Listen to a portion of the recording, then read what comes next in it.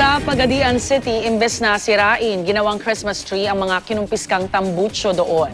Inilawan naman sa isang mall sa Maynila ang isang higanteng Christmas tree. Narito ang report. Natatangi ang ganda ng higanteng Christmas tree na ito sa isang mall sa Maynila. Nagniningning pang lalo ang buong kapaligiran ng pailawan na ito kagabi. At sa taas na 70 talampakan, itinuturing ding itong tallest indoor Christmas tree sa lungsod na pinuno pa ng kulay pulang poinsettia at gintong palamuti. Sinisimbolo ng Christmas tree ang pag-asa ng mga Pilipino, kaya ang mga namamasyal damang-dama na ang diwa ng Pasko. Mas lalo pa nga pinakulay ang okasyon sa pagtatanghal ng Asia's Got Talent First Grand Winner na Elgama Penumbra.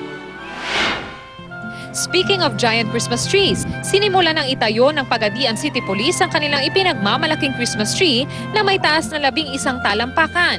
Pero hindi gaya ng iba, kakaiba ang Christmas display na ito dahil gawa ito sa mga kinumpiskang motorcycle muffler o tambucho. Talaga namang napakinabangan pa ang nasa 900 tambuchong ito para buuin ang naturang Christmas tree.